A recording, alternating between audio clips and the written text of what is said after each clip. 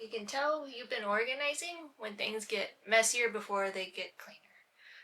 My name is Nihil. I run a small Etsy shop where I sell fiber goods and some other crafts.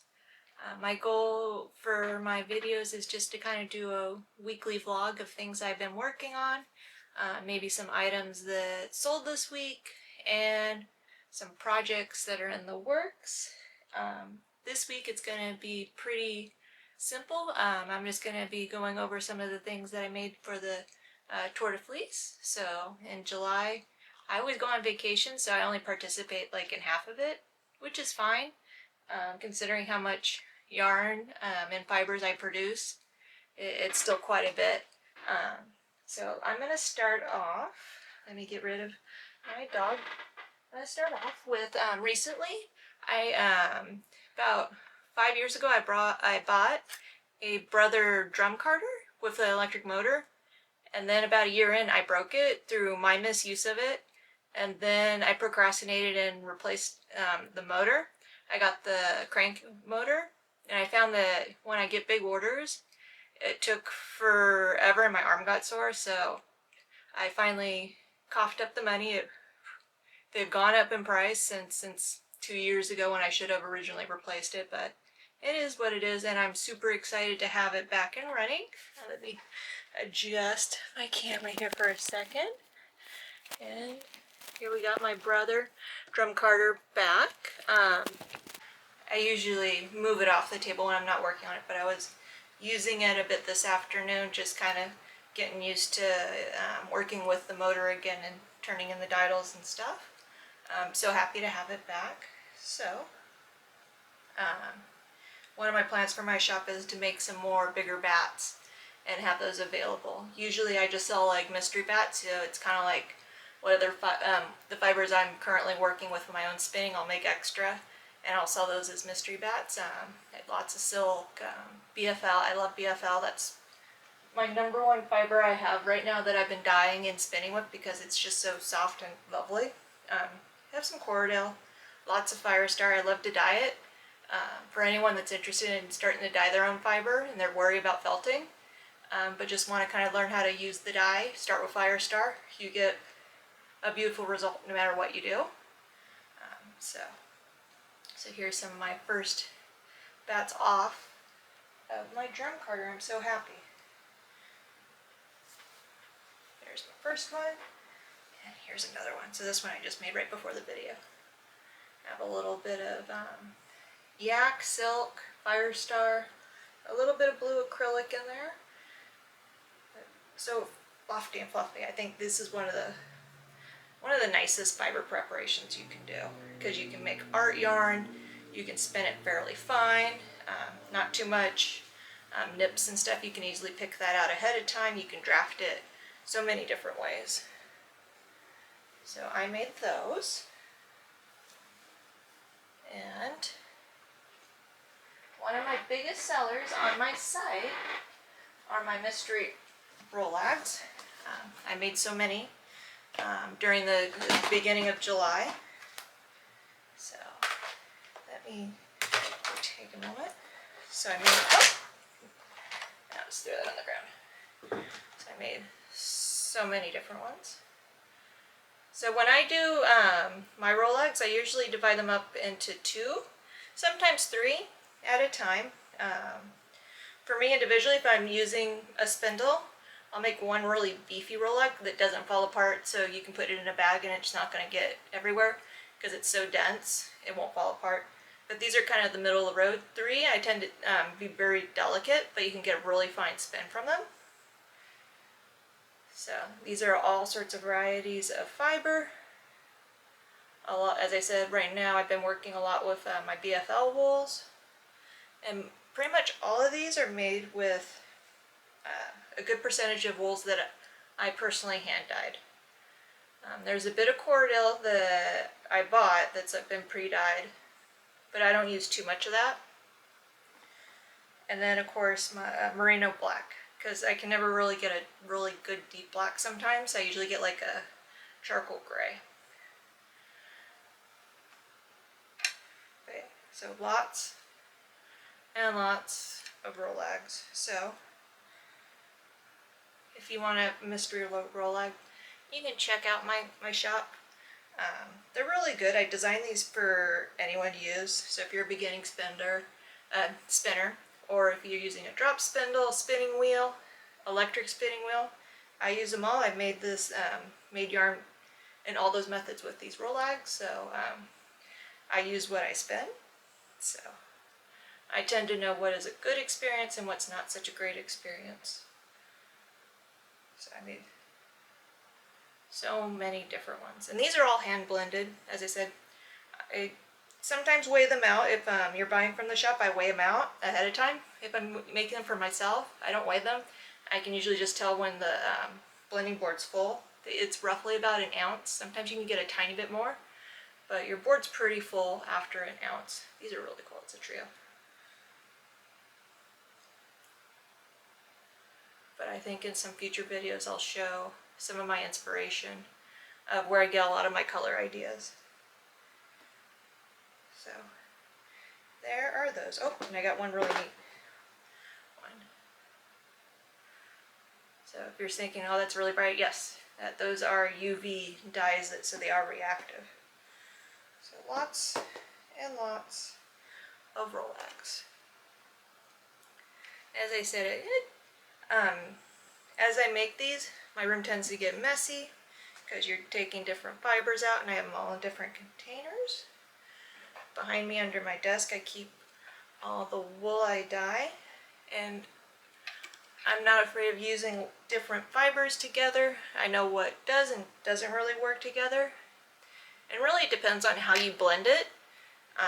Will affect your spinning effects. So you want to keep it balanced, so if you are a newer spinner, you're able to handle any differences in the fibers. But if you're more advanced, you still are in for like a different textural experience as you go through the whole thing. So, as I said, I try to make these like little spinning treats that are very reasonably priced. As I said, it's really fun to make them, and I really want this hobby to be inclusive for anyone that just wants to start. Even if they just have like a $5 spindle, you can get a rolag, make a very beautiful yarn with it. So those are my rolags. And then here, I have some yarn in progress. So this is a Romney that I spun. What I did was I spun 2 spindles full of it, and then I put it on my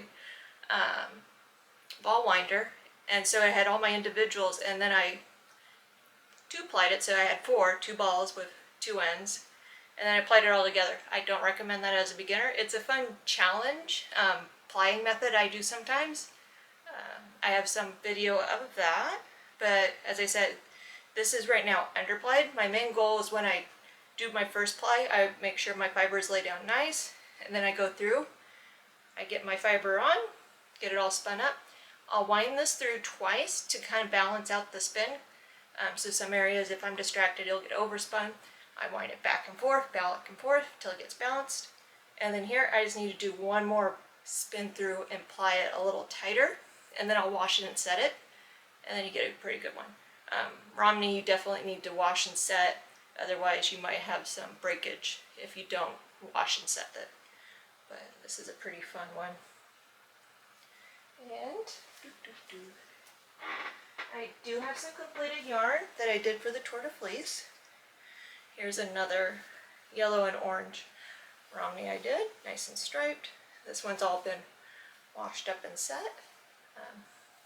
One of my goals is I would like to eventually sell some of the yarn I make, because I can't really knit and crochet all of it into stuff around my house. So if you see something that I show that you like, let me know.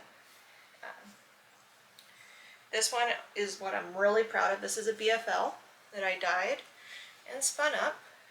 It's pretty beefy, and it's very, very squishy, but it's just a simple, I dyed the roving and spun it out. This is a 3-ply. Really nice color work in it. There's some nice gray in there. So one of the plies is just a yak silk merino blend, And then the 2 other plies are the BFL roving that I dyed. So pretty big. And this one here that I'm going to show, I kind of have mixed feelings about it. For the longest time I had some alpaca sliver in a bag. And if you've ever worked with alpaca, no matter how much you clean it, there's more dry grass, dirt. No matter how much, it's really hard to get it cleaned, and it sheds a lot. I have some perfectly, fully professionally processed alpaca that's a completely different experience to work with. So I got this guy.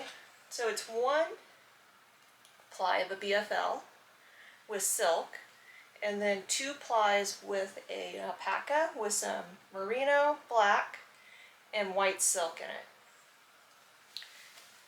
And it's pretty good. I had to spin it fairly tightly because I wanted it to be fairly strong.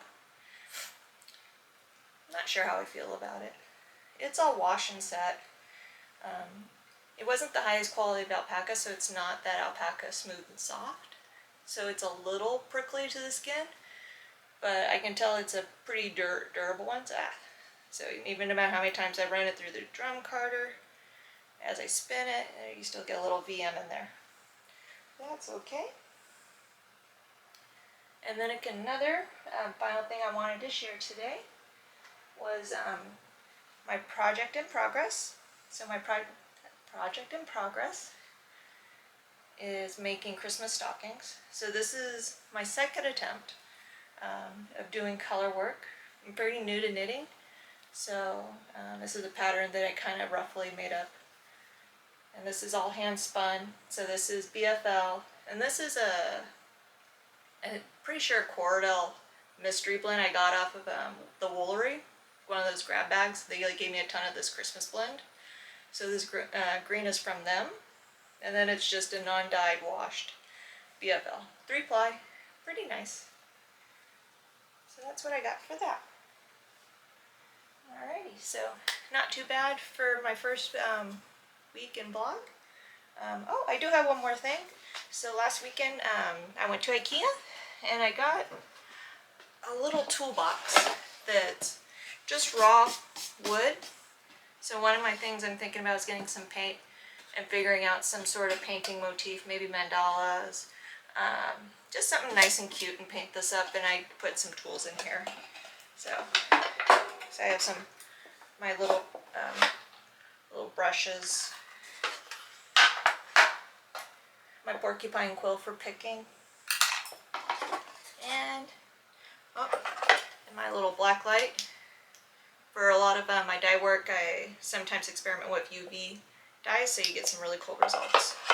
And then just an eye cord maker that I've been playing around with, so I might share some cord I made in the next video. So that's all I got for today. I hope you guys join me next week, so we'll see what I have going on.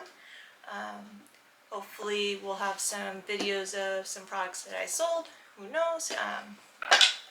Etsy's kind of funny. If you go on vacation mode, it resets and then no one sees your work, but that's okay. So that's all I have for this week. I hope everyone had a good time. I hope you join me next week, and if you are interested in some of the stuff I make, please check out my Etsy site and consider subscribing. Share, like, subscribe, ring the bell, as the kindergartners sometimes tell me they don't have YouTube. Have a good one.